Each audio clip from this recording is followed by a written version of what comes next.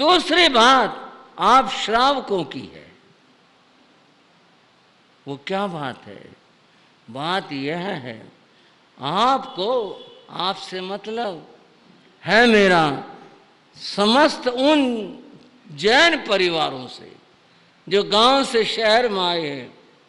आप पीछे उनके मकान हैं, वहाँ खाली पड़े हैं, कई खंडर हो जाते हैं, कई लोग बेच देते हैं, जो भी करते हैं, गृहस्थ हैं, कुछ भी करें, उनके अपनी चीज है, उनके अपने मकान हैं।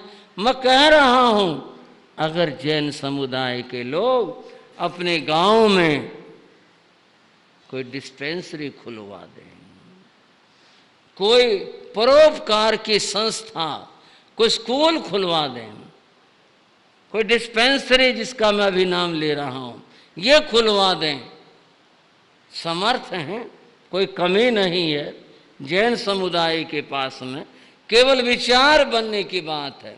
अगर ऐसी चीज अपने गांव में आप और सब लोग, वो जो गांव से शहरों में आए हैं, अगर पीछे कुछ ऐसी चीज खुलवा देते हैं, मिलकर के आपस के अंदर बंधुओं, इस बात का इतना बड़ा महत्व है, हमने स्वयं देखा इस बात को, इतना ज्यादा महत्व है कि सारे लोगों के अंदर जैन धर्म के प्रति, इस कार्य के प्रति कितनी भावना उमड़ती है कि इन लोगों ने गांव के भलाई के लिए कुछ काम किया। हम एक गांव में गए, वहां से सारे जैन परिवार शहरों में चले आए। वहां पर कोई जैन परिवार नहीं। जब कभी संत जाते हैं तो जैन लोग, भाई महाराज फलाने जा रहे हैं, तो 10, 5, 20 आदमी उस गांव के वहाँ पर पहुँच गए। आपस में लिहाज तो होती ही है, लोग थोड़ा जानते भी जैन साधु है, आहार पानी की दलाली करवा दी, संतों को ठहरा दिया, इस तरह रहा। मैंने जो भाई शहर से आए थे उनसे कहा, मैंने कहा आप लोग सब तरह से संपन्न हो, किसी बात की कोई कमी नहीं है। बोले फिर महाराज साहब, मैंने कहा अगर यहाँ पे एक डिस्पेंसरी खुलवा दो तो। एक भाई बोले आपको 5-4 दिन ठहरना पड़ेगा। अभी उन्होंने सहज में ही कहा, भाई बिना संतों के ठहरे, संत आज आए दूसरे दिन चल दिए, तो फिर कैसे बात बने। बोले आपको 5-4 दिन लगाने पड़ेंगे। मैंने कहा भाई 5-4 दिन की शर्त नहीं, हम ठहर जाते हैं, आपका काम हो जाए तो बड़ी अच्छी बात होगी, चाहे 2 दिन लगो, चाहे 3 दिन लगो, और चाहे 5 दिन लगो, ठहर जाते हैं, देख लेंगे, लेकिन हमारा भी कार्यक्रम, हमें भी जाना है। ऐसा तो है नहीं मैं ठहरा करके तुम 15 दिन बाद पूछो महाराज हम आएंगे 2-4 दिन में, ऐसे तो बात। बोले ना जी ना। हम वहाँ 2-4 दिन ठहरे और उन भाइयों ने ये काम भी किया। एक भाई ने अपने घर का एक हिस्सा डिस्पेंसरी के लिए दे दिया, और फिर गांव का एक डॉक्टर भी मिल गया, उसको क्या वो लेना अपेक्षा थी वो दे देंगे, और दवाइयाँ ला दी, यानी डिस्पेंसरी खुलवा दी। इस बात का गांव में कितने प्रतिक्रिया हुई। एक तो ये हुई, एक प्रतिक्रिया, बोले महाराज यहाँ महाराज जी तो बहुत आए, पर महाराज दर्द तो आप नहीं समझा। एक तो प्रतिक्रिया ये हुई। सारे बोले जी हमारे तो गांव में है ही नहीं चिकित्सा का कोई साधन, हम तो मंडी का नाम लिया, भाई कोई काम हो जाए, किसी के बुखार हो, किसी कुछ हो, गोली लेने वहां जाते हैं। बोले आपने तो हमारा दर्द समझा, हमारे तो बड़ी जरूरत थी इस बात की, बहुत आवश्यकता थी, लोगों ने भला माना। दूसरी बात, बंधु परिणाम क्या, हमने फिर बिहार कर दिया, काम तो हो ही गया था, और डिस्पेंसरी चली, बहुत अच्छी चली।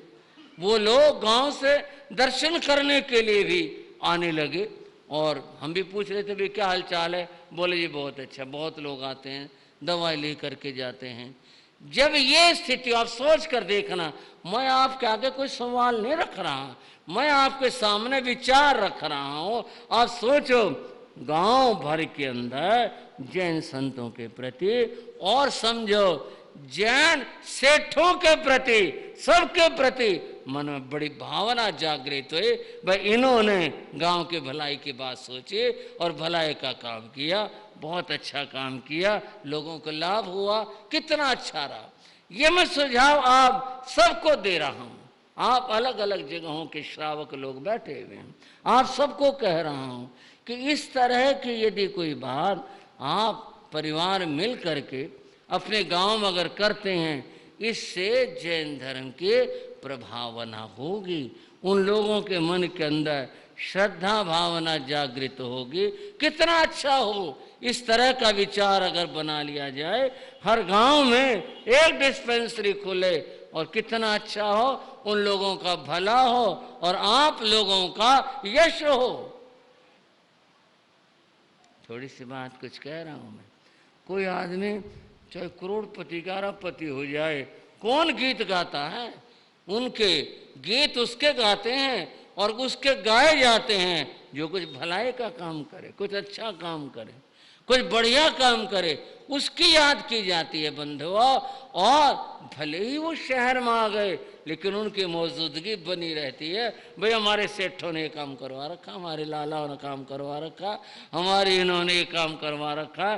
कितना लोग यश गाते हैं, कितना ये लोग प्रशंसा करते हैं क्योंकि एक अच्छा काम हुआ। आपने ईश्वर चंद्र विद्यासागर का नाम सुना होगा। एक बहुत विद्वान आदमी हुए और भारत के जो बुद्धिजीवी लोग हैं हुए हैं, उनमें से एक नाम ईश्वर चंद्र विद्यासागर का था और वो कलकत्ता में थे। भाइयों, ईश्वर चंद्र विद्यासागर की हालत यानी उनकी पारिवारिक स्थिति बहुत कमजोर थी। उनके मां ने मेहनत करके अपना बेटा पढ़ाया था, मां की मेहनत सफल हुई, बेटा पढ़ गया, उसकी अच्छी सर्विस लगी। अच्छी सर्विस लगी तो सब बातों के मौज हो गया, अब तो कोई बात ही नहीं, तो सब अच्छा हो गया। एक दिन ईश्वर चंद ने, बंधुओं, मेरी बहनों, आपके लिए भी उतनी जरूरत की बात है ये जो मैं आपको सुना रहा हूं और अपने भाइयों को सुना रहा हूं। एक दिन ईश्वर चंद विद्यासागर घर में था, उसने अपनी मां से कहा, मां तुमने मेरे ऊपर बहुत मेहनत करी, पता नहीं कैसे काम कर कर मुझे पढ़ाया, मेरा रोम रोम कृतज्ञ है। मां ने सिर्फ बोले, बेटा और मां का फर्ज है ये, तो इसमें क्या बात है, ये तो इसमें तो कोई बात नहीं। ईश्वर चंद ने कहा, मां आज मैं आपसे प्रार्थना करता हूं, आपके मन की कोई बात हो तो आप वो पूरी कर लो। समझ रहे हो भाइयों, आपके मन में कोई बात हो तो आप उसे पूरी कर लो। अब आपका बेटा समर्थ है, मैं जो भी चाहोगे वो कर सकता हूं, मेरे पास अब ये स्थिति है। मां ने कहा, अच्छा? बेटे ने कहा, हाँ मां। बोले, मैं अपने पसंद की चीज मांगूंगी? हाँ मां, जो आपके पसंद की चीज हो। जैसा मैंने कहानी में पढ़ा ईश्वर चंद के जीवनी में, उनका ख्याल था शायद मां ये कहेगी, बेटा मैंने आभूषण नहीं पहने तो तू मेरे लिए सोने की ये चीज बनवा दे, कुछ बनवा दे। शायद ऐसी कोई बात मां कहे, उसका यह ख्याल था और इसीलिए मां ने कहा, जो मेरी मर्जी होगी, मेरी इच्छा होगी, मैं वो मांगूंगी। हाँ मां, जो तुम्हारी इच्छा हो वो मांग लो। फिर मां रुकी, बोले, मुझे 3 चीज चाहिए। हाँ, 3 की जगह 4 लो, जो आपको चाहिए। आप नाम बताओ, आपको क्या चाहिए? मां ने कहा, जिस गांव में तेरा जन्म हुआ ना, वो तुम छोड़ ही आए गांव, तो उस गांव में एक डिस्पेंसरी खुलवा दे। बंधुओं, श्रावकों, क्या बात कही मां ने। उसने आभूषण नहीं मांगा कि मुझे गले का ये बनवा दे, मुझे हाथों का ये बनवा दे, मुझे ये चीज़ दे दे, मेरी ये इच्छा है। माँ ने कहा तो उस गांव में एक डिस्पेंसरी खुलवा दे। बेटा, लोग बीमार होने पर दवा को तरसते हैं, मैंने खुद देखा। और माँ ने कहा मैं खुद तरसी हूं दवा के लिए, इतनी ज़रूरत है तो गांव में डिस्पेंसरी खुलवा दे।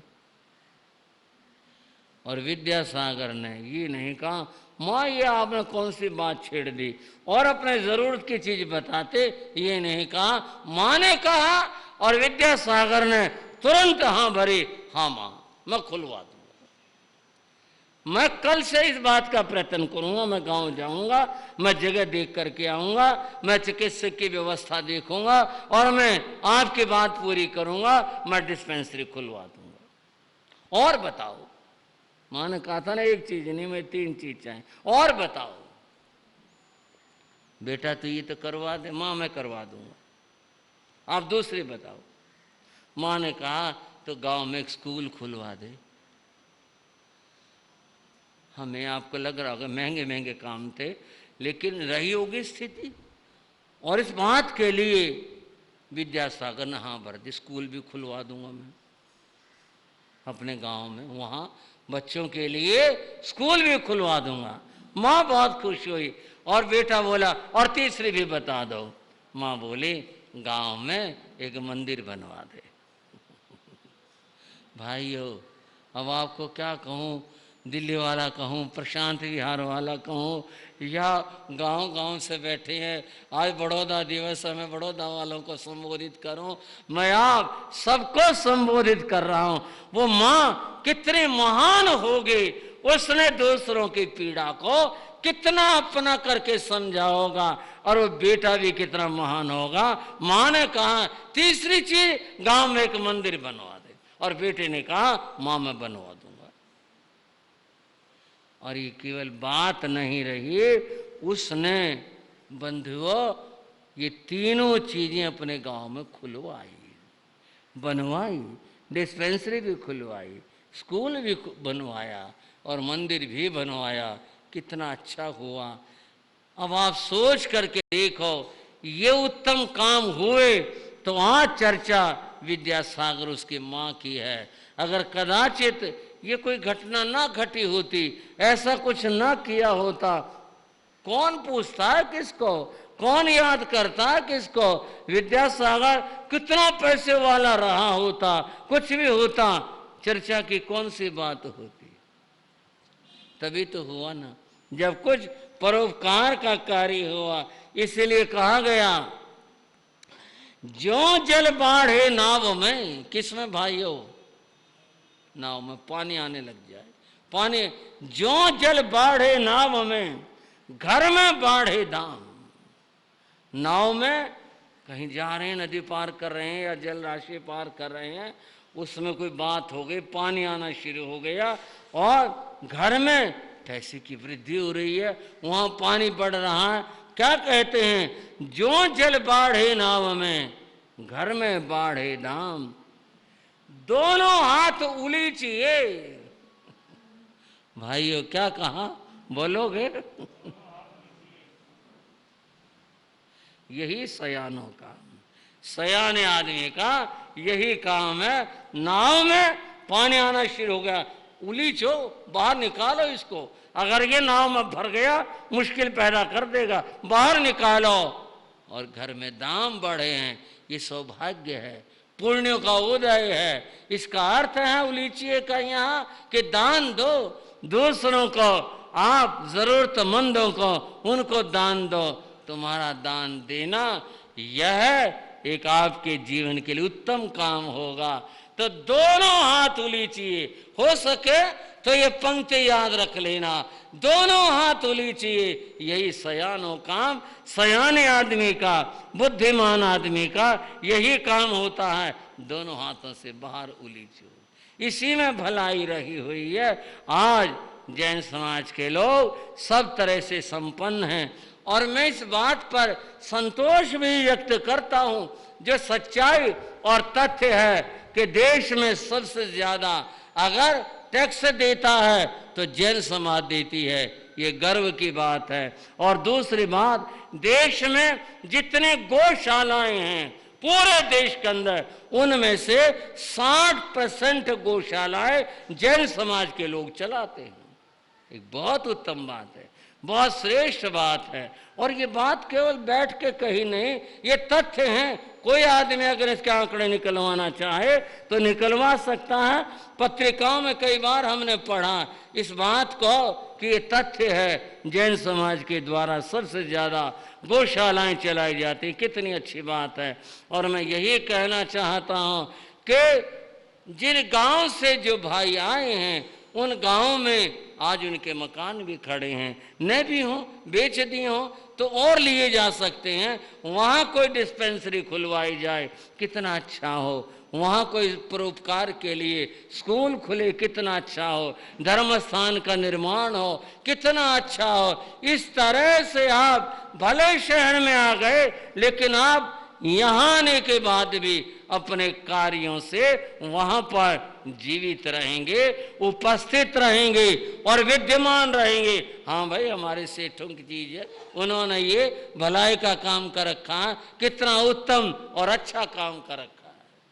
चर्चा है तो बड़ौदा की, लेकिन वो करूँगा मैं कुछ बात इस तरह की चल पड़ी जो समाज का कर्तव्य उसको लेकर के चल पड़े। और थोड़ी सी बात मैं धर्म की, जैन समाज की और जैन लोगों की आपको बता रहा हूं। आपने जगड़ू शाह का नाम सुना है? हाँ भाइयों, हमारे एक दो श्रावक ने तो स्वीकृति दी कि सुना है। कहानी के रूप में ही सुना है या उसके चरित्र के रूप में सुना है। जगड़ू शाह एक गुजरात के श्रेष्ठी हुए। जगड़ू शाह, जगड़ू शाह की क्या बात है।